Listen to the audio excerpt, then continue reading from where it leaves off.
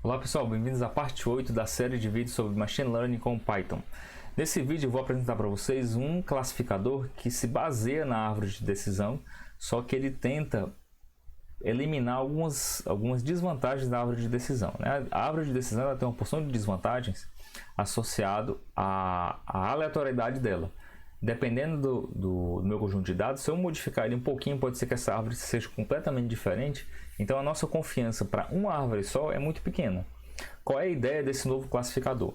A ideia é que a gente, em vez de utilizar uma árvore só, a gente utilize uma coleção de árvores. E o nome desse classificador, por causa disso, a gente chama de floresta aleatória. Então, o conceito da floresta aleatória é bem simples agora que a gente já aprendeu o conceito de árvore de decisão.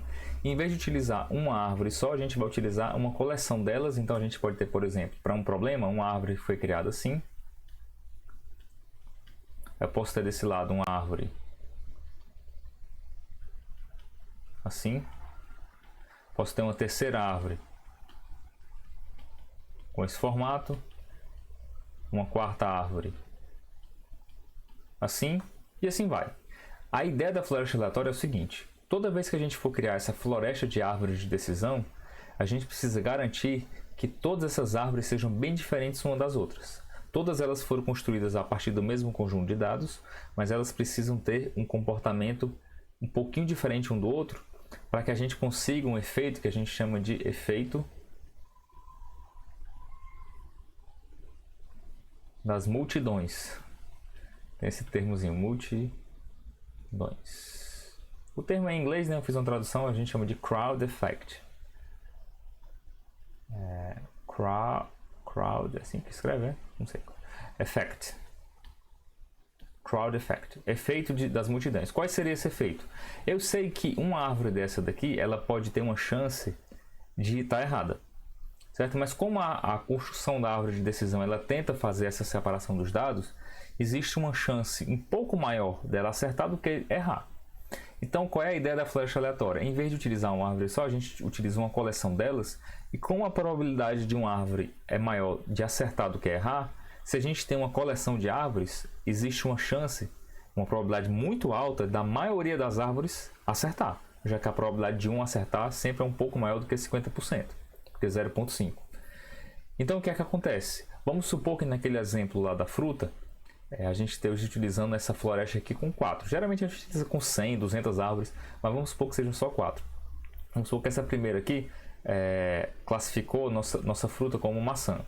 Essa segunda aqui classificou como maçã também. Essa daqui ele classificou como laranja. E essa daqui como maçã. Como a maioria classificou como maçã, o resultado da classificação para esse exemplo vai ser maçã. Só que não é tão simples assim, porque dependendo de onde esse nosso dado caiu em cada árvore, pode ser que essa folha tenha entropia zero ou uma entropia positiva. Perdão. Então, por exemplo, vamos supor que essa árvore aqui, eu joguei meu dado aqui, ele caiu aqui, caiu aqui. Essa daqui era maçã, então ele classificou como maçã. Beleza. Essa daqui veio aqui, aqui era maçã, classificou como maçã. Aqui era laranja e ele veio nesse caminho aqui, maçã. Só que a gente pode acontecer a seguinte situação. Essa árvore aqui, ele pode ter tomado essa decisão aqui da maçã com certeza de 100%. Quando é que ele vai tomar essa decisão com certeza de 100%? Quando essa folha aqui que ele caiu, todo mundo é maçã. Mas pode acontecer, por exemplo, que nessa árvore a gente tenha aqui uma entropia onde 60% era maçã. Ele classificou como maçã, mas é de se concordar, né, que essa árvore tem uma certeza menor do que essa. Então, na hora de fazer essa votação aqui entre as árvores, a gente vai levar em consideração esse percentual. Ele vai ser um peso.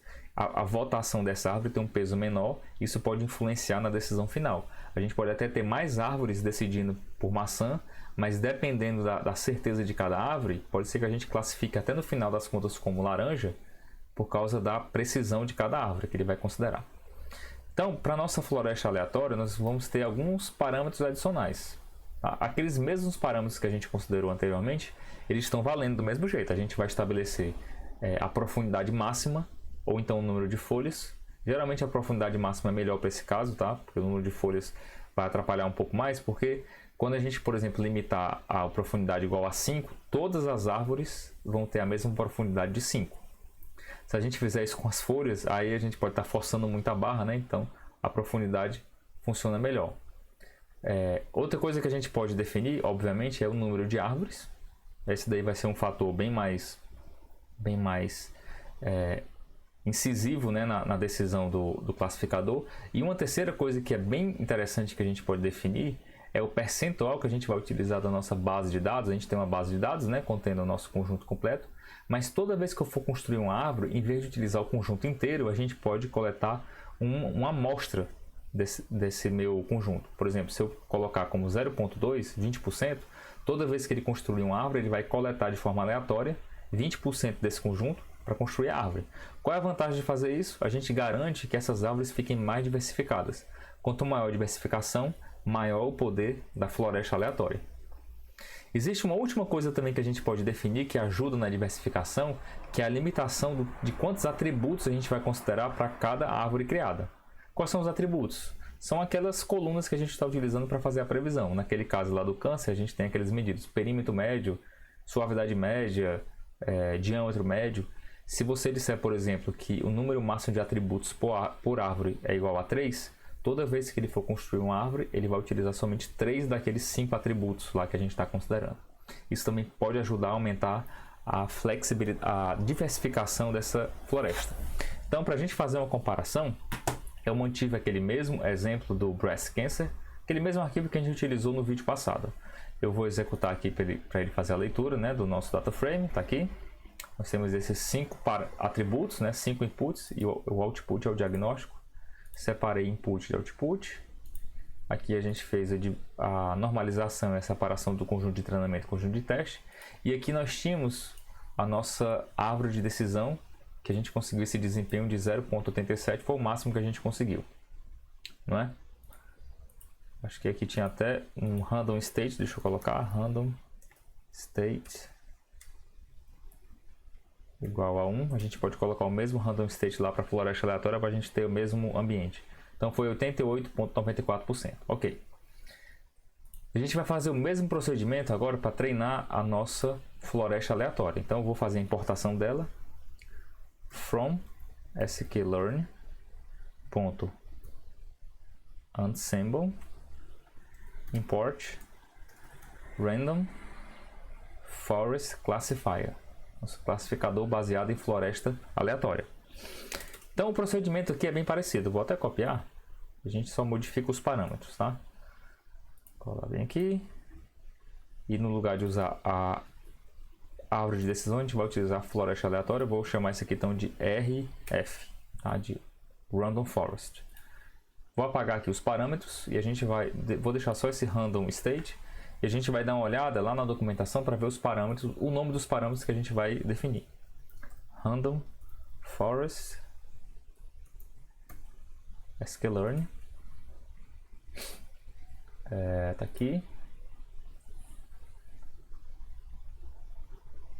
Ok, então primeiro parâmetro, ó, número de estimadores.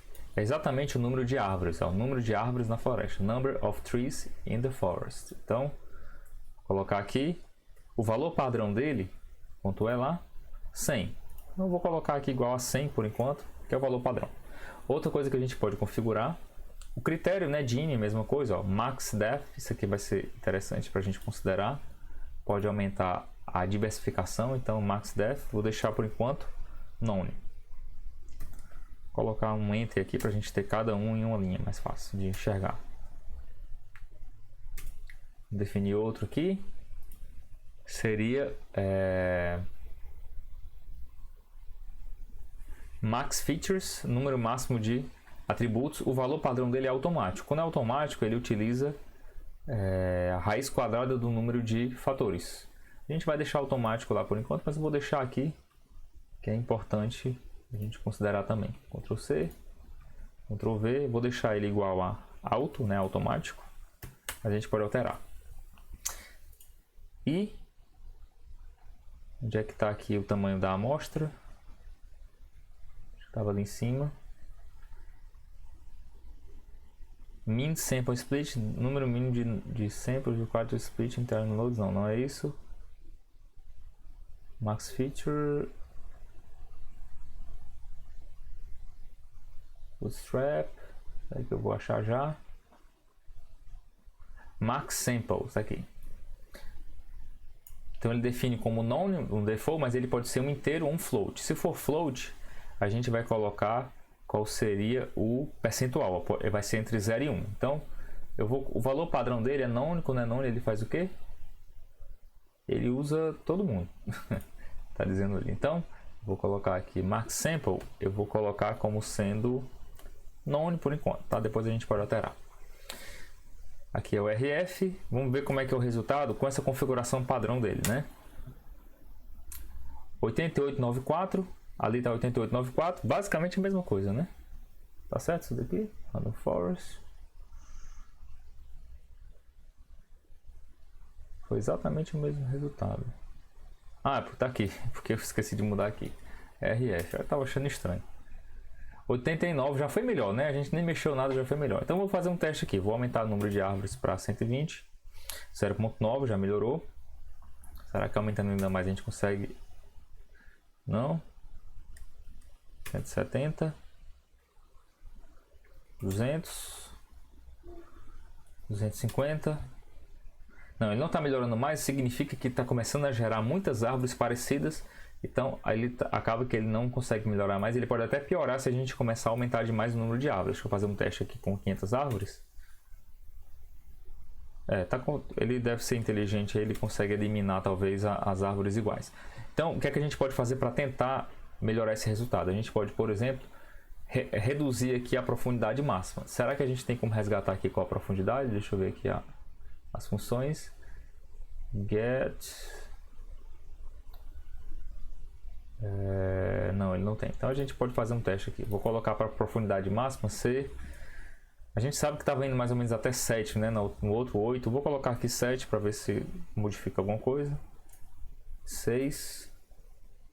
Ó, já teve uma melhora 0.905. Está bem melhor do que uma árvore só, obviamente, né? Deixa eu colocar aqui 5. 4. Já piorou. Vou deixar 5 aqui. Deixar o 6 que dava dando o mesmo resultado. A gente pode modificar agora o tamanho da amostra. Eu vou colocar 0.2, 20%. Já piorou. Deixa eu ver se colocando non aqui e 20% ele consegue um resultado melhor. Não. Reduzir aqui para 10%. 40%. Ó, o mesmo resultado, só mexendo agora no max sample. 0.5. Então, aparentemente a gente não consegue melhorar mais do que isso aí não, né? 0.6 está mais ou menos preso aí, talvez dê para aumentar, mexendo aqui no número máximo de features. Vamos fazer um teste. Se for utilizar no máximo 2, também está tendo o mesmo resultado. Aqui já piora. Então acho que a gente conseguiu no máximo que dá para melhorar aí o nosso classificador. O mesmo procedimento, se eu quiser fazer uma previsão, né? A gente pode utilizar aquele procedimento que eu mostrei no vídeo passado. Mas é basicamente isso. A floresta aleatória ela é bem mais flexível. Ela tem, aqui no scikit-learn, ela tem tanto classificador como método de regressão. Então você pode utilizar também para fazer previsão em séries temporais. É bem interessante aqui. A maior parte dos classificadores também tem a sua versão de regressão. Então esse vídeo vai até aí. Não se esqueça de se inscrever no canal, ativar as notificações. Se tiver alguma dúvida, deixe um comentário e até a próxima.